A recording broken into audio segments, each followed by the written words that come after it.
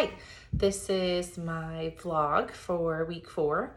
And over the last 2 weeks, I think that the impact about analysis has really helped me think and dig further into how do I construct a rehearsal and how do I construct curriculum that is not only based on the choral standards. So for instance, one of our guiding questions with macro and micro analysis look different on different styles and genre.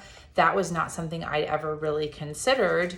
And now looking back through some of the assignments, not only for this class, but for the class previous, I've really been challenged to draw more connections.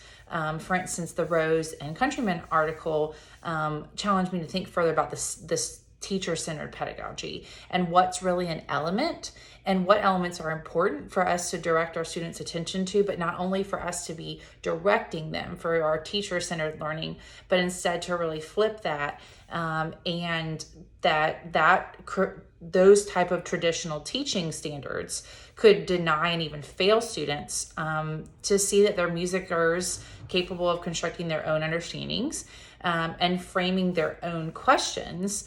And if we're going to grow healthy, resilient, and agentive leaders who are able to have their own agency, we have to be aware that we can't deny those opportunities to them, and how that their identity work and their self-expression connections can be fostered in our classrooms, but also applied to the community. So that's something that resonated with me, and I'm doing further research on creating a space where the pedagogy really allows community, and some of the readings that I have been doing and plan to incorporate into our final project is not only Bandura, but some of McPherson's self-determination theory, and how those 3 innate psychological needs of our students, for instance, competence, autonomy, and relatedness, need to be present in our teaching philosophy, and that self-esteem and student agency doesn't have to only be in a traditional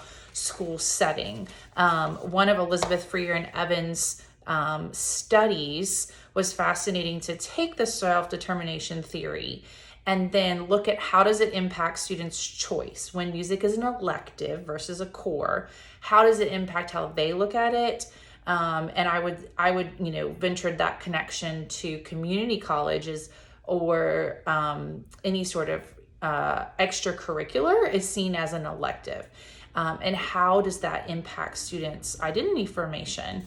Some of the listening guide assignments and articles that really looked further into popular music, I found fascinating because we've known that other styles such as pop and hip hop are very common in our students' everyday listening guides, but I didn't realize that was often 80 to 90% of what they listen to. I knew that TikTok is a common pastime. But doing, for instance, the Hine article, that figure 7 was fascinating about how the Kanye famous could actually be analyzed and dissected with all sorts of different macro and micro analysis, including even Bach's well-tempered clavier. So as we're unpacking this final project, and I'm adding a playlist of women empowerment songs that are not only choral. And thank you to Dr. Bailica for the draft of a new chapter that Kara Bernard has written for the upcoming Oxford Handbook of Feminism in Music Education. And I was excited to see that one of the choices in that article is actually one of my pieces I'm using for the final project, which is the Letters from a Girl to the World, and by Andrea Ramsey, who spent a lot of time teaching middle school first and then high school, and moved really into how to use that work to guide now her research, her compositions, her workshops. And as I back up now kind of to the first part of this video, the analysis is the interval project that I do each year. I think I should completely reframe that given our work over the past 3 weeks, and that I should give more student voice. What I typically do is give them examples of major, minor, augmented intervals from the choral pieces that we're doing, or for instance, the standard Happy Birthday, Here Comes the Bride. But I would like to reframe that assignment and perhaps even use it in the community choir setting to have them use these songs that they're listening to, or the TikToks, or the playlist, so that they can hear intervals more, but that they're using their everyday music making, and they can even pose questions for me as a music educator, instead of me only looking at a framework or a process that has been what I was taught, what I passed on, and what I have included. So kind of in closing, I think that one of the quotes that really resonated is that it can be scary, but where is it?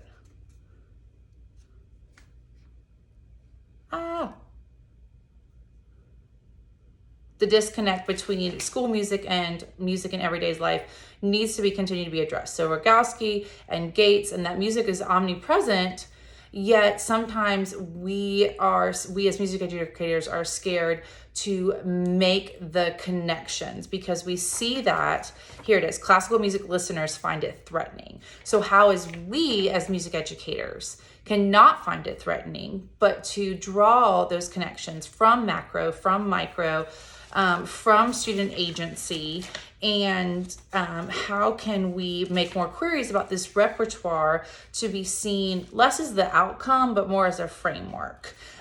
So thank you again for all your feedback, and I look forward to digging in further with some of the resources from our colleagues. The live classroom was really helpful with sharing articles.